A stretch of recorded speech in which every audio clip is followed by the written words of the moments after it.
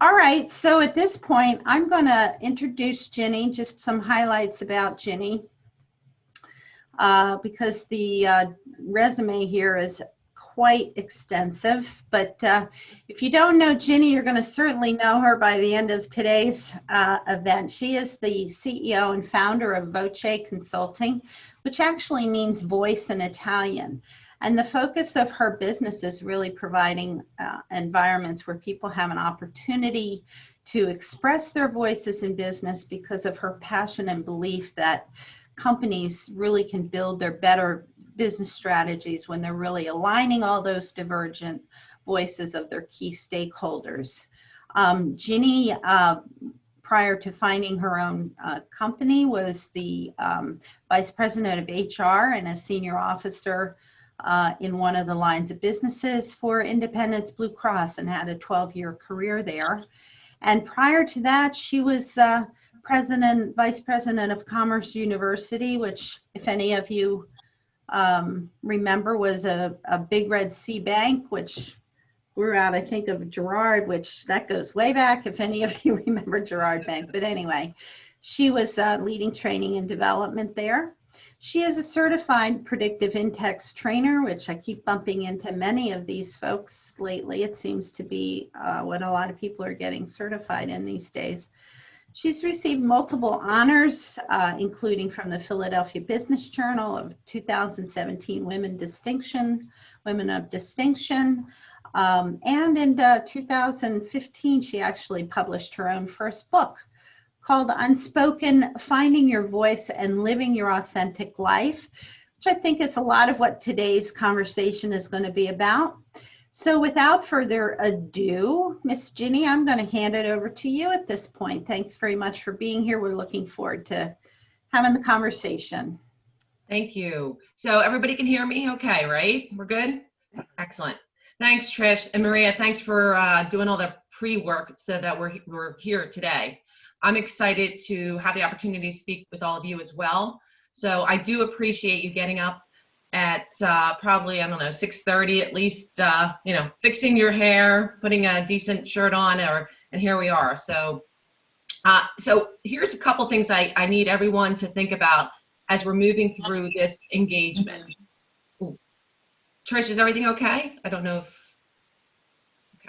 So as we're moving through this engagement, and it's not going to be a one-way dialogue. We're going to have a breakout session. I do want people to engage, to ask questions, to dialogue, because at the end of the day, I don't have all the answers, and collectively we will have more information before we started this conversation than we did at the end. So keep two things in mind as we're having this engagement. First, I want you to walk away with one nugget, all right, of information you can validate, you can learn from, or execute on following this engagement. So one, not five, not three, one piece of information, and focus hard, all right? And that's pretty simple to say, but we all know that we're in this crazy world, and every day we get new data information, our schedules are crazy, and if we're gonna be here for the next hour and a half, one piece of information. Second, I want you to think about what your superpower is. And what does that mean? What's your gift? My gift is authenticity. So for the people who know me, I am, what you see is who I am, all right?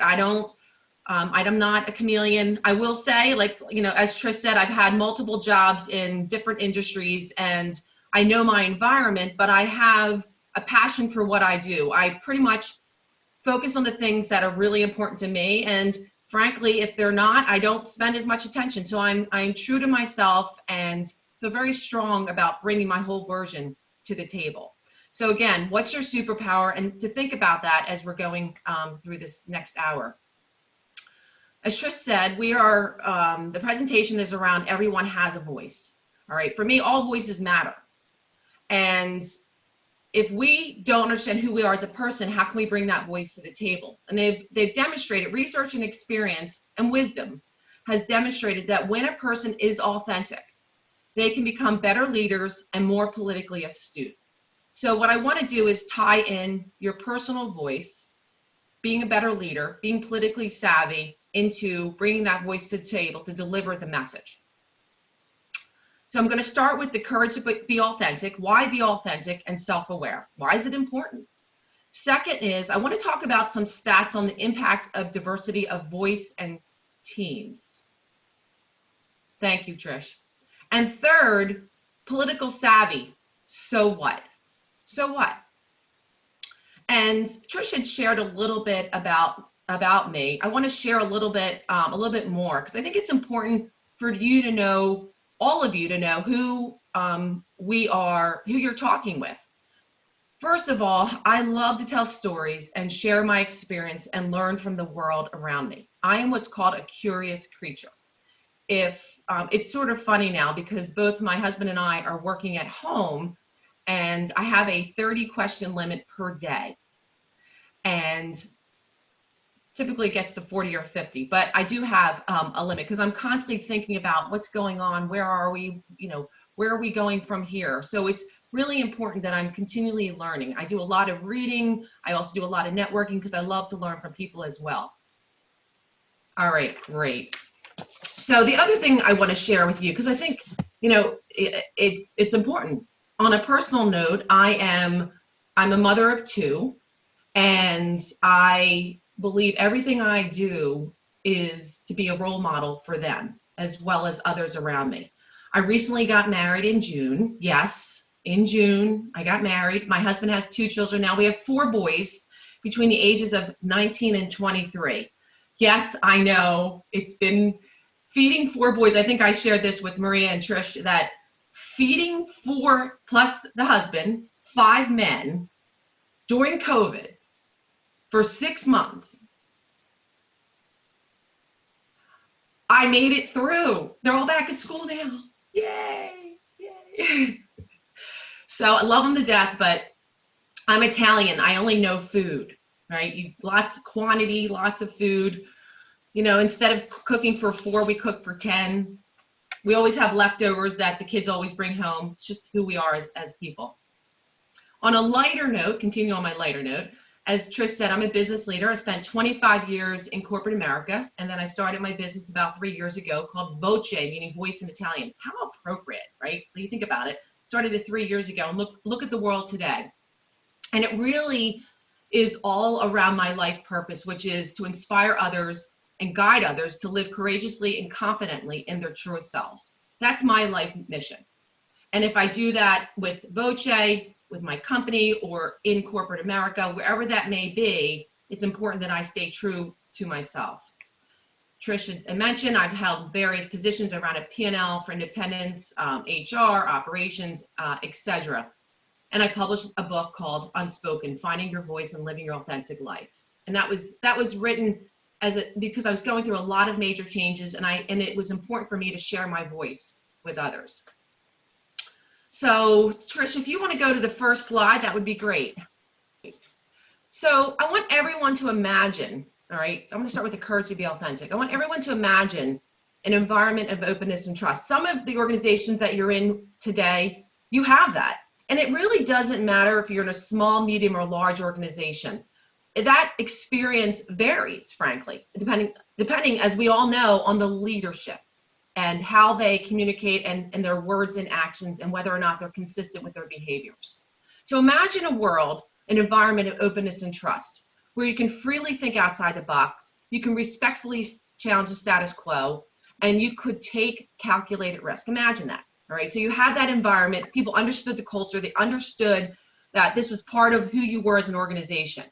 Well, what has been seen, and the statistics will show, that when you create this environment of openness and trust, you do achieve diversity of thought and voice. And so why is this important? Trish, if you would move to the next slide. So McKinsey did a study of 366 companies, 366 companies. And they found that when they have divergent voices, as I call them, it's not, and again, remember, we have gender, we have age, we have socioeconomic background, and we're going to talk about both of those in a second. But McKinsey found that with 366 companies, when a company is in the top quartile for diversity are more likely to have returns above national average, okay? Racially, ethnic diversity of diverse, 35% higher. Gender diverse, 15% higher. Companies with 10% higher in gender and ethnic and racial diversity, on management boards, they have a direct increase to the boards, to the EBITDA. And now, unfortunately, I don't know what happened here, but the stats are, it's 10% higher. They have 1.1% higher in the United States for EBITDA, and then 5.8 in the United Kingdom. Trish, I'll give you a revised slide. I'm not sure what happened to the stats, just so you know, okay? So these are real. We talk about it's a feel-good, it's philanthropic. Organizations know that's true, but when they take this and they truly understand the impact to their financials, it's a no-brainer. It is a no-brainer. And there's been a number of different initiatives that you've probably all read. Deloitte has been reporting out on them. McKinsey does a ton of white papers on this. And we have to keep this in mind as we're thinking about bringing all voices to the table. Trish, if you go to the next slide. On top of this, I love this one. Harvard did a study of over 12 years, and they found that cognitive diversity, having that on a team, will drive productivity and creativity. Okay, and I want to give you the definition of cognitive diversity, because I think that's really important. Inclusion of people who have different ways of thinking, different skills and perspective. And I want to give you a very specific example, which was so timely. On Sunday, I don't know how many people watch 60 Minutes. 60 Minutes had a piece on children and adults on the spectrum. I don't know if anybody saw that. And what they found with kids who are autistic, they have a skill set of the finite ability to look at details beyond our wildest dreams. And so Microsoft, Google, Facebook, and marketing companies are now hiring them to look at their advertisements, as an example, to figure out, okay, we said on this ad or this promotion, it was going to be 29 to 45. They have these individuals looking and comparing, and they do it fast and they're focused to make sure that those numbers are correct. And some of the companies are saving millions. They're dropping their expenses by 20 and 40%. It is amazing. And you know, I have children who are autistic in our family, and the way that their minds work, it's another gift that we need to embrace, leverage, and bring to the table. So again, everyone's voice matters. It's important for us to understand all the different pieces and parts within a team. Any questions or comments so far? Good? Okay, great. All right, we're going to break out into breakouts in a second, but I want to share one. I'd like to get some feedback from the group. So Trish, maybe what we could do is go through, have everybody's picture on the screen. Can we drop the PowerPoint for a second, and we'll come back to the questions? That's okay? Excellent. I prefer, I have to tell you, I prefer seeing everybody's faces. I do. It's much more engaging. I don't like, respectfully, I don't like seeing only four. I like seeing everybody. Anyway, so I want to start, I want to ask the group a question before we get into the exercise. I want you to think about an example, and I'd appreciate if somebody could share their experience of when you kept your mouth shut.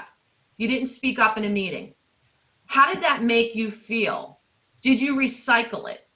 Did you change your behavior the next time? Does anybody want to share an experience that they may have had in that situation? You didn't bring your voice to the table. How did it make you feel? Did you change the next time? I'll tell a story. Oh, Morris. Thank you, Morris. Hi, Ginny. Hi. Sure, I paused and waited, and then leaped into the abyss. My story was, it was a client, and things weren't going that well in a meeting, and the SVP of HR lost his mind, screamed at everyone, reduced a couple people to tears, and blew up the meeting. I kept quiet, didn't push back. Turned out didn't work out well for me. As a consultant, they needed to blame somebody. And I really felt that if I had said, excuse me, and sort of tried to stop him along the way, maybe things would have been different. Wow. So has that happened again, and have you changed the behavior? Thank goodness. I haven't heard that kind of a cursing tirade at a client, but to me, I would try and step in. I mean, you got nothing to lose in the case where I knew I already lost, and learn that experience. I would definitely try. And I was kicking myself for months saying, why didn't you? You should have, so.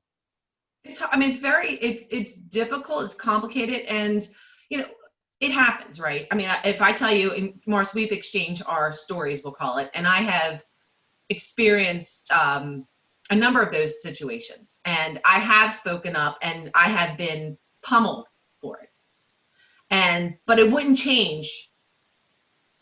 I wouldn't change it. It was very exhausting, frankly, after that, and I've left those organizations because what I've discovered, as we all know, behavior started at the top of the house. We'd love to say that it doesn't. At the end of the day, it's been proven out. We see it, and it's really hard, and it is. I mean, imagine having a multiple, yourself who, you've been in corporate for a long time, you have the experience and wisdom. Imagine a 28-year-old who is, they're strong. However, they are not sure if they can bring their ideas to the table. And what I do a lot of coaching, I have 9 mentees. I laugh about that, but, I'm like on the backbone. And I say to them, I talk a lot to people to say, it's not always what you say, it's how you deliver it. So you can give people tough feedback, but it's how you package it. And people have probably heard about the sandwich, right? Give something, I really appreciate your time. I think this was really good. However, and then close it with, a positive. And it's so funny when people come back, they're like, oh my God, I was able to share my thoughts and opinions, and they heard me. And so I think as a leader also, and it's important that we are watching and seeing where people are speaking up or not, and try to bring people in as appropriate. So Morris, thank you for sharing that. I really appreciate it. Is anybody else? We have another minute. We could take one more. I had a situation. Connie. I was in a meeting, and the person leading the meeting had some definite views on an item that was not anything part of business whatsoever. But this individual made it a point to put this ugliness out there, and it had nothing to do with what we were talking about, and it was very, very uncomfortable. And I didn't speak up that time, and I should have. And I've been in that situation before where I've seen that happen, and I say to the person, well, I don't agree with you, and we're going to have to agree to disagree, and don't talk that way again. And when you want to speak business, let's speak business. But for some reason, I didn't. But there was another individual in that meeting who got things refocused again, back to business, ended the meeting quickly, and then came to me within the hour afterward and said, Connie, I'm really sorry that this happened. And I should have said, I just wanted to let you know that, as a company, we don't stand for this. And he went and took actions afterward. So it made me feel good that there was someone else in the room that felt the way that I did, but I was a little ashamed that I didn't open my mouth. Yeah, it's thank you for sharing that, Connie. I'm sure others are feeling, I felt the same way. There are times when you just, yeah, thank you. And it so, it was hard. And I'm sorry, I lost my train of thought, but go ahead. No, that's okay. Did anybody else want to comment on Connie's comments? There's a question in the chat, Ginny, from Lynn Schwartz. And she said, it's a struggle sometimes to speak up because you're not known as a team player. And so that's why sometimes people stay quiet. Do you have any advice about doing that and still coming across as a team player? That's an excellent point. There's two things that I actually share with people. First, I call it the buddy system. I don't know if anybody's heard me talk about the buddy system. Whenever I go into meetings that I know are going to be controversial, or even having alliances in the meeting, it doesn't even matter if they're just day-to-day meetings. People that I know who will sort of almost not protect me, but we have each other's back, because you can't go in it alone. I mean, especially when you're going in to present an idea that might be a little disruptive, especially now when you think about the impact of COVID. We have to move faster, the agility, we have to be more disruptive, we have to upset the apple cart. So and I do this today, go in and I ensure that I have people in the room who are already aligned with me or can help me if I get sort of stuck, because sometimes you're in the middle of something and you freeze. And so having that other person align with me, or even help me move along, say, hey, Ginny, wait, weren't you saying? What were your thoughts on? Could you finish? Right? Have helped to continue the conversation. That's one. And so that's one technique that I've used. The other thing is I go and I use the sandwich. I use the sandwich approach. I appreciate that feedback. However, I firmly disagree with what you're saying. I would love to follow up with a conversation with you and talk about this offline if you think it may get disruptive in that meeting. All right, but it is really important that sometimes you have to know who you're speaking to. It may not be the right place to do it in that meeting, and you might have to remove yourself and go offline. And I found that more effective, because I will say, even when I manage teams, I never, and I mean never, did you get that? Never, embarrass people in a meeting. So I will say, hey, Mary, John, Joe, Jack, Jacob, I'm singing a song now. You know what, can we check, can you come see me after this and let's have a conversation? And let me tell you, that goes a long way. So there's a number of different approaches. Does that answer the question? Lynn, does that, I'm sorry, there's a lot of people, so if you see me looking around, I'm looking for Jenny, Lynn. thank you. That did answer the question. Thank you. Okay, thanks. No, So, that is great. I think in my situation, I was so shocked, and it was the shock value that really threw me off, I think. yeah, I can understand that. And I have, and I think, we talk about wisdom. I call building your muscle. Like I tell my kids, every time you have a good, bad, or ugly conversation or interaction, an email, whatever that is, you are building a muscle.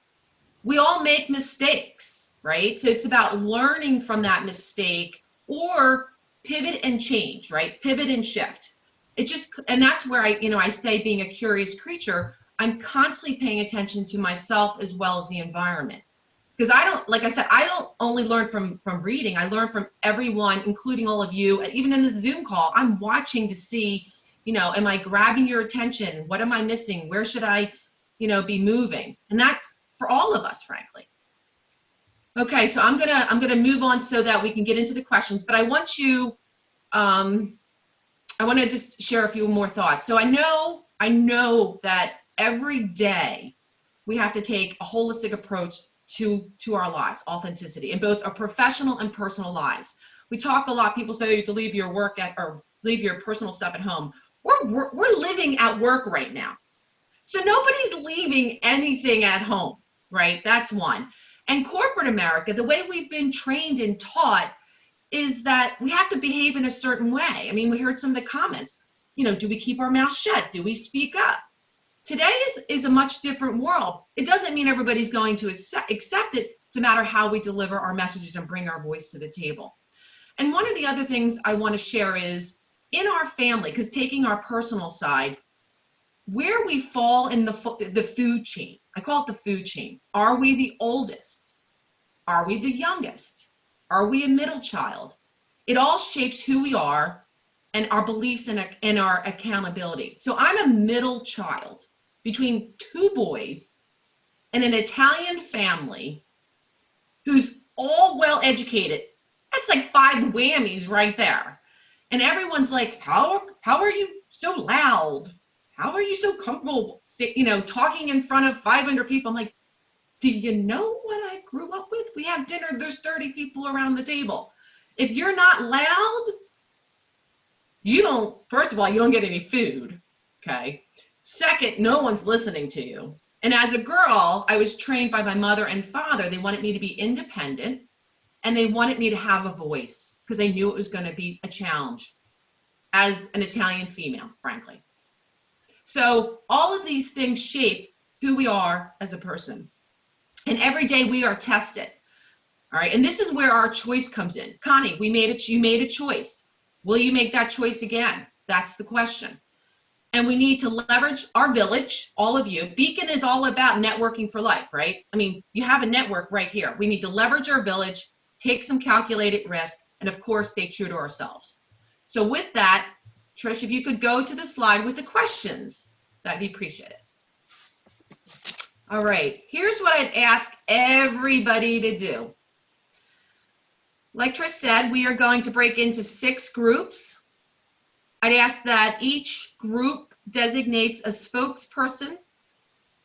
You're going to have 8 minutes. Take a screenshot. If everyone could either take a screenshot or a camera shot of the questions so that you have them. Just take a second there. And then we're going to give you 8 minutes to discuss them and network, because I know some people want to network. And then you'll have about 2 to 3 minutes to report out on what you've learned, okay, or what you shared, so that we can all learn from each other. So, go ahead, Trish. I was going to start in, maybe you're already moving into this, the numbers of groups, which question? Okay. Okay, thank you, Trish. So groups 1 and 2 will have question 1. Groups 2, oh my God, how did I do this? 3 and 4. Thank you. 3 and 4 will have question 2. And groups 5 and 6 will have question 3. It's too simple, Trish. I can't. Does that work for everyone? Excellent. All right, I will be moving in and out the rooms, probably in question 1 and 2. Just because I thought I'll make Trish's life easy, so she can put me in group 1 or 2. And Trish and Maria, feel free to jump in some groups. We're going to be listening more, but again, 8 minutes, 6 groups, 3-minute report out. Take a picture of the screen. Are we good? Yep. Now I'm going to have to create the rooms, guys. So I'm automatically putting you into the rooms. Just hang on a second here. Thanks, Trish. So time options. We want to have Zoe, are you with us still? Yep, I'm here. Okay, so I'm on the window that says, move all. It's the window that shows what the countdown time is, but I don't see where a timer is. Oh, breakout rooms to close automatically. Okay. No, type into that little box. 8 minutes, 8. right, Ginny? Yep, 8 minutes. No more. We will come back and we will shut you down. Okay. And Ginny, if I don't, sorry guys, how do I assign Ginny to a certain room? Can she move in and out on her own? Hover over her name and click assign to room. Okay. Yep. I'll do that after I open rooms. Okay, we're going to go to rooms now. Thanks. We learn. This is good experience. Sorry, guys. We're reassigning now. So Zoe, do they all have? You're bringing them all back, I guess. Is that right? They have to come back before I can reassign them. Thank you guys for your patience. Come back. No everyone. problem. We'll still give you 8 minutes. It's okay. Topic. It's relevant. It's important. It doesn't matter what age, what style. It's important in order to really understand how to get your voice to the table. So what I want to do is start with group 1, and I'm actually going to pick on Stuart. Wait, where I can't see where group 1. the spokesperson, and we're going to start with the one I was in. So if I didn't see you, It's Bruce. then, oh, Bruce, I'm I sorry, think it was Bruce is Bruce on that it. was the spokesperson. Thank you, Stuart. Stuart's like, no, it's not me. I'm not talking. Right? I'll take the next one. Okay. All right, Bruce, why I don't got you to keep jump us off in a minute for a call, but so I wanted to get in and at least give our report. But generally, I think the consensus was political savvy has a lot of aspects to it, not just politics, but it has to do with organization levels, who the influencers in the room or in the situation, and the ability to, if you will, read between the lines or read the people that you're interacting with. And another good point is whether you're, this is in a corporate structure where you're an employee and you have a better sense of what the structure is and who the power people are, if you will, and or whether you're a consultant or a salesperson and coming in and trying to read the group. So it really is about, I guess, having your antenna up, being able to get a sense of the room without creating a conflict with those that you're about, depending on what you're trying to achieve. Excellent, excellent. So from group one, Bruce's group, any additional comments from Stuart or Pam or Lori? No, we're good. Just add, I mean, I agree with all of that. I would just add that, you know, it's sort of a two-part skill. One, like Bruce said, is taking everything in and understanding and reading the room, but some people can do that, and not everyone can then take the next step, which is articulate what needs to be said. Good point. Yeah, so I think a lot of people can kind of, you know, there's a lot more people that can kind of read the mood of the room and maybe know what needs to be said, but not all those people can actually say and deliver what needs to be said in a way that's going to be productive. So, you know, I would only add it's just able to understand both points of view, competing points of view, and then articulate something that's going to be productive for and amenable to both parties. Thank you, Stuart. Okay, question one, second group. Would you like to add to that? Anything new that was discussed or anything you want to reinforce to the group? I don't know who the spokesperson is. Where's Laurie? She made a really good, she tweaked the definition of political savviness in a good way, I think. Yeah, I agree. I think Lori should bring that up. Where is Lori? Where's Here Lori? I am. Oh, there she is. There I am. Yeah, we didn't pick a spokesperson, but I guess it's me. So the comment that I shared with the group, and I just wanted to reframe political savvy to actually relationship savvy or organizational savvy. And the reason I shared that with the group is that politics comes with an automatic negative connotation, and that can sometimes get in the way when you're new in a group, you're trying to get the lay of the land. It gives you a filter sometimes that can be hurtful and not helpful. So for me, and what we talked about is just really, this is about how do we manage relationships more effectively, and how do we manage the organizational dynamics more effectively, and all of the things that group one mentioned in terms of reading the room and understanding the influencers. Those are all things we talked about, but for us, again, it was just thinking differently and not labeling it political savviness, but really just broadening that definition, something that we can think about without that additional filter that sometimes comes with the word politics. Love that, Lori. Love that. I've heard that a lot, and I hope that some of the research and data that I'll share in a few minutes from Harvard and CCL, they come back and reevaluate it, because I do agree that right out of the gate you have a response. Yeah. Right. So excellent point. Thank you for sharing that. Excellent. That's great. So let's move on to the second question, which was what specific situation at work, and I'm not going to read the whole thing because you all have a screenshot or a photo. Who's our spokesperson from group 3 for the second question? I guess that would be me. Is that Bob? Bob Merkel. Hello, Bob. Hello. We actually started out defining political savvy so that we could have a common base for discussion. Sorry. We agree with pretty much with what we said. We also did point out, I guess, with the same thing Lori was saying, is political savviness can be used for the good of the organization or for only your personal good. So we define, forget the phrase, but I shortened it to politician in a negative connotation as doing it for your own benefit.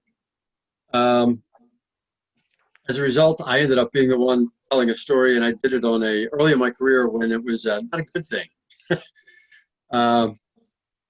Probably thinking about things that today with especially people like Morris in the audience, there was used to automation. I'm old enough, I go back to the beginning of computer usage in business. I was in bank operations, and I was running a department and that had just been automated, and wrote a product plan, which they had never seen before. They also had never seen marketing. And I was told, well, we'll go over there to where the department where we do 98% of the business and do the same thing over there. Went into that department, and the guy running it had been automating it. And he had no clue what he was doing. As a result, we had spent over 6 months not reporting anything to our clients. So we were compounding the error. We literally not reported to every single one of them once, and we're working on doing it a second time when I came in onto the scene and learned what was happening. I realized he had no idea what he was doing about running a computer project. Admittedly, the IT guys didn't at that point either. We had taught them in automating the other half of the company, the division. So I went back to the division head and reported him as completely incompetent, basically, and blowing us up. Because I was concerned about the jobs of 2,000 plus people, because they were all dependent on the profits made out of that one department, even though it was only 100 people. So the first political stupidity was the division head telling me, as the person responsible for the department, I don't really care about that one. We shouldn't be in that business. The second one was my going back to the division head and saying, my now new boss is incompetent. You got to do something about him indirectly. Well, pretty directly, actually. Compounded then by the division head saying, go back and work it out with him, which of course is not going to happen. The only good thing that came out of it was it pushed me into my permanent long-term career that I love, which was in marketing. One door closes, another one opens. It's yeah, amazing, isn't it? But it was, once you start a sequence of political stupid things, it's interesting how many of them can concatenate. Excellent. Thank you for sharing that. That's a great story, I think. It's a great story. It all worked out. They did. even followed the plan I left them on how to fix the automation problem and get it done. That's great. Just couldn't be me. Right. Well, it's okay. You laid the road for somebody else, right? It's laid the path for someone else. When you really do something really politically stupid, you got to find another place to play. Exactly. Thank you. So I want to do a quick time check because I want to make sure we get through this. It's 9 o'clock. We have 15 more minutes for this engagement. What I'm going to do is, and I hate doing this, I'm going to go to question 3 with the two spokesperson from that group and give 3 minutes in total. So who are the two spokesperson people from question 3? I was one. Ginny. Mike. Okay, and who was the other one? Amy. Amy. Okay, so Mike, I'm going to ask you to kick us off, and then Amy, if you could jump in, that would be great. So do you feel, I'm going to call it PS, political savviness, is important to your career? Why or why not? Or we'll call it organizational savviness. What? Yeah, so political savviness is important to your career. Yes, everyone said yes, of course. We had a great group, great discussion. We talked about, you're hired to get things done.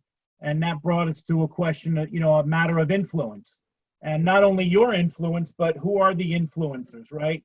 And then developing an understanding of how to say things, when to say it, those types of things. Sometimes it's important, of course, when you say things. Brought us to the discussion of building your brand came up. Discussion of discretion, which obviously leads to, how you say it and who you say things to. There was an interesting point that perhaps if we have time, we can discuss that I had throughout, which was, does it matter, point in career? And how much does that matter in terms of your political astuteness? And do you act differently at points in your career? I think you may. I think that's an influence onto itself. And you talked about wisdom, Ginny. So I think that's an interesting question to raise about point in career and how it influences this topic. That's my summary. Great. I love that. Well, my personal opinion is I do think it changes you as you move forward.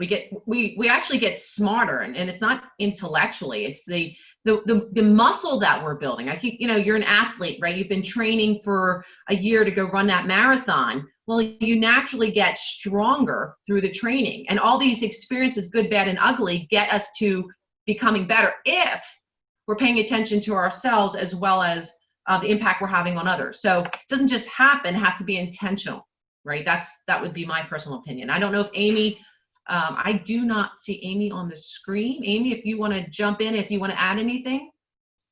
Is there another Amy? Because I was in Mike's group, so we're looking for a spokesperson for group 6. Okay. No spokesperson? Okay. All right, does anybody have? I elect Barbara. I elect Barbara. All right, Barbara. Everything that basically, yes, we thought it was important. Mike, totally agree with everything you've said. Basically, it's understanding the culture of an organization. And if you have an idea or something you want to get through, you need to understand what the culture is like in that organization. Who are the people that you're dealing with? What is the style you should be using to make sure your idea, whatever it is that you want to put forward, is going to be heard? If there's a disconnect, then there's a problem. And for people who are coaches we can all think about people who say, I don't want to do, I don't believe in corporate politics, I'm not going to be a part of it. Well, then many times those are the people who are not being heard, and they have great ideas and they don't know how to put it forward. We also discussed that you can also look not authentic, something, Ginny, that you have been talking about. And what I've learned is that it's not weakness that causes people to derail. It is, but most of the time it's the overuse of a strength. And if you overuse political savvy, you will come across as being artificial, and people can see it. So it is that wisdom of knowing when to do it, understanding how to influence, and being heard.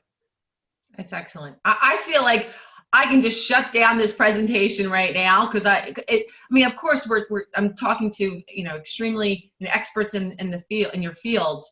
And I so appreciate this conversation, because I'm learning as well. Don't think you're getting everything out of this. I'm sitting here making notes going, oh, I like that. I totally agree with that. So thank you everybody for sharing your thoughts. So I want to go into facts. All right. So I always like to start with different things, facts, get the interaction, and basically validate what you've all just said.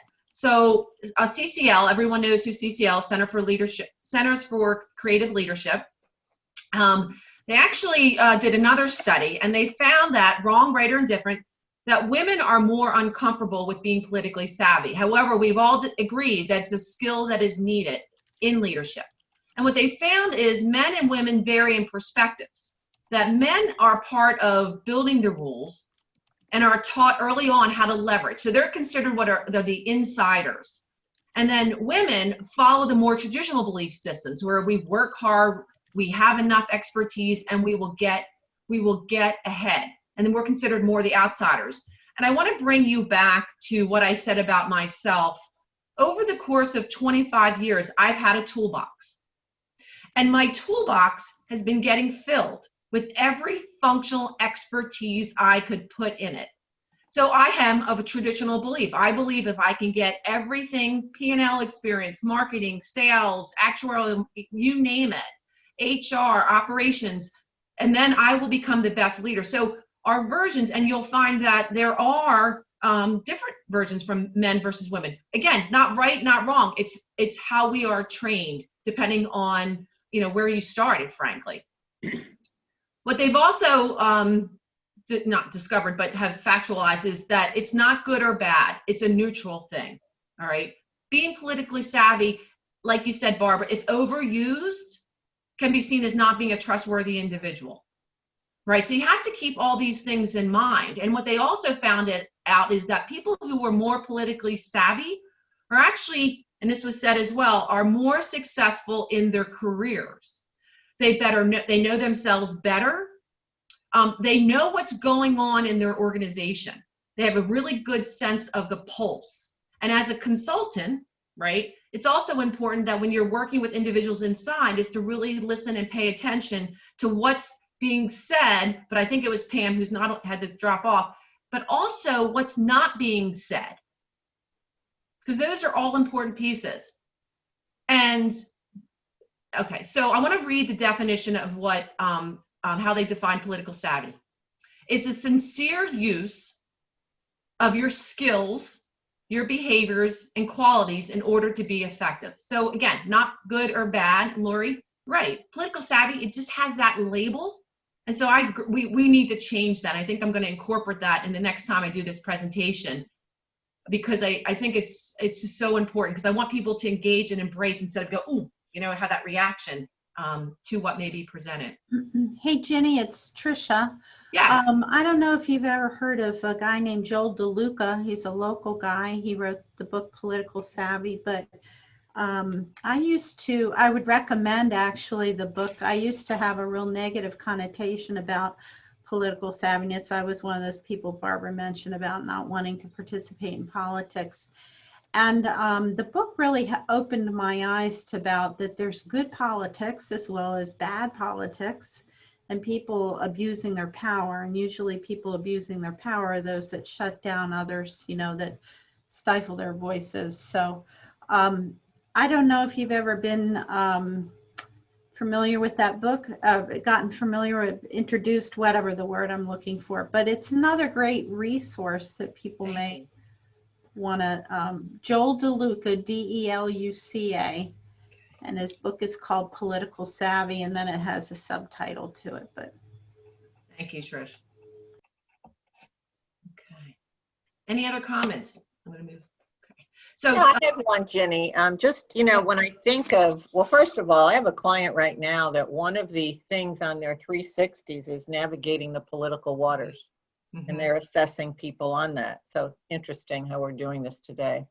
But, you know, when we're using political savvy, and especially with what you just said is your definition of it, I think we need to use, and we do use it with our families, with our children, with our mates, with the organizations we belong to. I think we use it all the time. And it's not only important to use in business, but in our personal life as well. I totally agree with that. And for all the Italians on the phone call, again, navigating complex organizations, that's what I had trained in that family that have allowed me to watch everything that's going on. So I mean, personally, I totally agree with that perspective. Thank you for sharing, Maria. Mm-hmm. So another study CCL did, they completed a study with 334 participants with the average age of 45. And they were mid to upper level management. And those who were more politically savvy had better career prospects, better career trajectories, and they were seen as more promotable. Again, wrong, right, or indifferent. All right, these are the studies. And I love these two resources. I love Harvard, I love McKinsey. They give a lot of free information out there, white papers, stats, reports. Get your hands on them. If you need some of the links and stuff, let me know and I can get them to Trish. So, now, Marie, this may be important. So there are, now Trish, if you could go to the last slide, which is, gives you the 4 steps. You can make that really small so I can see everybody's faces. So again, referring back to CCL. So there were 4 steps that they reviewed. The first one is, as we all know, networking. Your organization is all about networking. If it's in person, if it's on Zoom, I know that we have a small challenge with COVID, being funny, that we have to be more intentional now because we don't see each other at different events. So we now have to either pick up the phone, we have to email, we have to text to make sure that we continue to be networking with individuals. And it has to be effective, it has to be strategic. And what they talk about is ensuring that it's with a diverse group of people. And when I say that, it goes back to the word, the definition that we were talking about before: gender, socioeconomic background, ethnic background, to get those different perspectives. Second is scanning your environment. We just talked about this. To become more politically savvy, you need to be in the moment more. You need to pause. You need to see what's going on around you, regardless if it's a Zoom or on a call, really listening and watching what's going on, because the verbal and nonverbal skills are really, really important. Second, what they found is managers that are more politically savvy are more perceptive observers and can adapt better to their environment, right? So really paying attention to your own feelings and balancing the actions with yourself as well as with your teams. This third step is think before you act. This is my favorite because it's something I've been working on for, let's just say, a very long time. Breathe, control your impulses. I use the example of the email. We get off of a meeting or we're in the moment and we want to shoot off an email because this person that you've just spoken to or the team, you really just want to send off. Slow down. So you have to slow down to speed up. Take a moment, pause, breathe. And four, and we heard this as well, inspire trust and confidence. Be genuine. Exhibit honesty. It's really hard to do that because I believe that if you are truly who you are more vulnerable. It is what it is. But also knowing your environment will allow you to know when you can be more vulnerable, less vulnerable. When I'm in front of a board, I pull back. I am authentic, but I am pulling back on how much I'm sharing or delivering and how I manage those messages. As far as also inspiring trust, ask for feedback.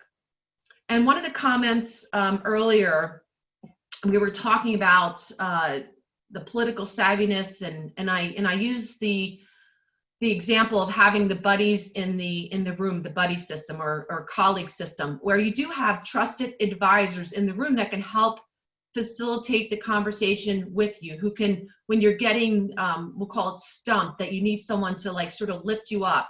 And also, frankly, that's where you can get feedback. If you have another person in the room who you've asked, who you trust, to say, hey, I'm going to deliver this message. Can you also give me some feedback? How was the room? Were they engaging? Were they responding? How could I do it differently? How could I do it better? So these are all the things to keep in mind as you're developing your skills. All right, Trish, if you would move to the next slide, which it should be the last. Thank you. So if you know what, let's just do this. Let's go to the full room. I like seeing everybody's faces. Thank you for that. So I want to summarize. First, going back to where we started, what is the most successful yourself look like? What's your superpower? Like, what makes you who you are? What's your gift? Once you know that, you can then more easily move forward with how you deliver your message. Second, political savviness, organizational agility, critical or not. And I, based on all the feedback as well as the studies, it is important. There's a lot of impact to who we are as a person, as well as how much we can navigate and move throughout an organization. And third, bringing your whole self to work, having the courage to be authentic and creating an open environment, your voice will be heard. It will. You will become a more effective leader and also more organizationally astute in a way that works for you. Remember how it works for you. Trish, you said it, right? There was a time when you didn't think it was important, but you figured out how to make it so it works for you. I know it's not easy, but we all know we grow the most when we're uncomfortable. And remember this, all the answers are within and around you, but you need to turn the key to open the door. because you never know what's going to be behind that door as far as I'm concerned. So I want to thank you again for your time, and I'd love to open up for questions or any comments, because there's so much wisdom and experience in this call today, in this conference. Thank you. Thank you, Jenny. It's great seeing you. This is Rashonda. I have one quick comment, and this actually kind of comes from conversations that I had with Charlie. I happen to have my egg here. This egg, talking about bringing your authentic self to work. You can't take bits and pieces out of this egg, because if this is all of you, this is no longer you if you start taking out bits and pieces of that. So thanks, Charlie, for that. And thanks, Jenny, for your insight. It helps. Thank you. Oh, I love that. Where'd you get that from? I like that egg. Well, when I lead teams, Rashonda, going back to all voices matter, everyone's voice matters. My last team that I ran at Independence, I have partners now, so it's a different setup. But when I ran the team especially, we grew the business from 4 to 265 million in 6 years. And people were like, how'd you do that? And the leadership team, it was like, has anybody ever seen the Bad News Bears?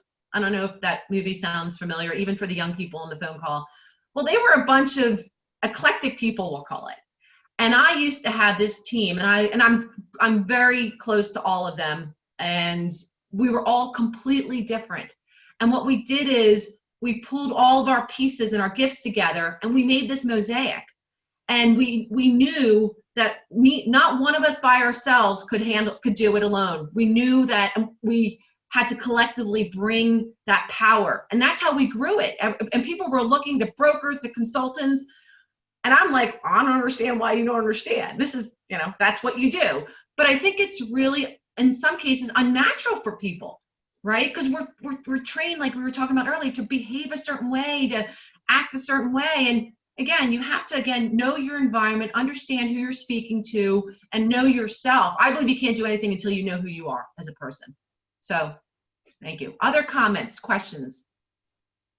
I had a question, Morris. What do you do if your leader is the opposite of this? If your leader's autocratic and, just wants to be the big voice in the room, how do you deal with that? Well, I'm going to give you a quick answer, and then I'm going to ask the group to also respond. So remember, you now have conversed with me, we'll say, for the last hour, so I don't think you'll be surprised about my answer. And Morris, you have the, a little extra, because you know me way too long, I'm sure. First of all, you can't change the person, right? You're not going to change them. And I think it's important to first accept that you are different. I do think you can be impactful, but understand who that person is and how they're wired and what's important to them.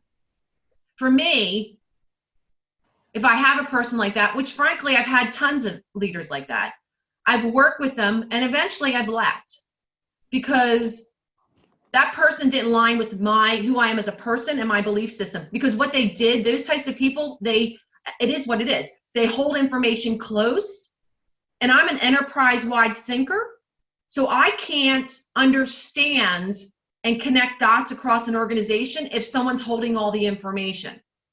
So it's a choice at that point. I'm not saying pick up and leave, because most of us just can't pick up and leave a job, but really understand who you're dealing with, and don't lie to yourself, right? And don't think you're going to change them. I used to think in my 20s I could change people with all my energy. Can't.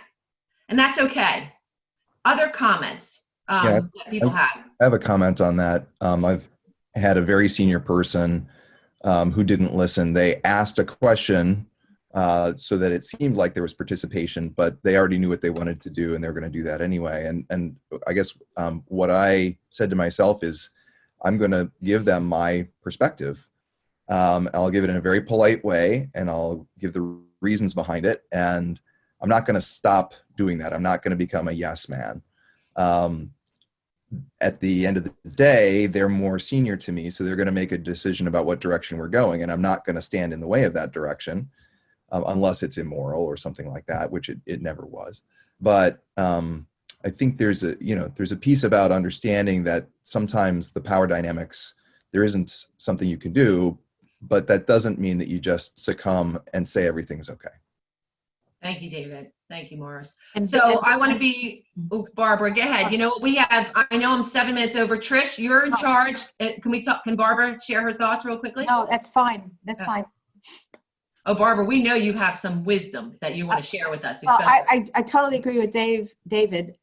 There's sometimes you just have to realize when you're beating your head against the wall and it doesn't make sense.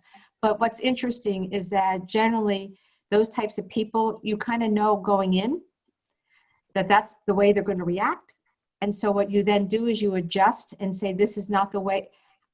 How does this person hear? How does this person be more receptive? Sometimes there is no answer and you just have to drop it and realize that sometimes, and my husband told me a wise thing years ago, sometimes you have to come up with an idea 3 times.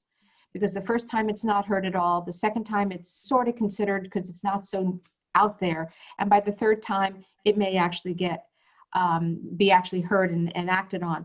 So sometimes with those people, who, if they're so consistent in the way that they act, you now have a pathway that you can try to work around it. Doesn't always work. Agree, Barbara. So Barbara, just another stat, because I love my facts. I ran communications for Fleet Boston. I don't know if you remember, they were taken over by Bank of America. And the statistic around communication, someone has to hear you say it 5 to 7 times before it actually is listened to, frankly. So 3 times, absolutely. Add 2 more and you should be home. You should. So thank you. So with that, I'm going to say thank you again. And I'm going to hand it over to Trish because I'm 10 minutes over. Thanks very much, Ginny. Great conversation. Thanks to everybody for participating.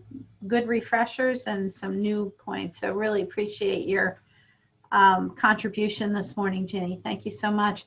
I'm going to turn it over to Maria Bomberbosch, who's going to chat a little bit about some of the upcoming programs we have coming at Beacon for those of you who are interested. Maria. Thank you, Trish. Just a couple of things. Well, first of all, what I learned from Ginny today is think about your superpower and use it, as long as you're being your authentic self while you're doing it. So thank you so much, Ginny, and to everyone for engaging. Beacon is the premier executive networking organization serving the Mid-Atlantic region. To learn more, go to beaconforlife.org.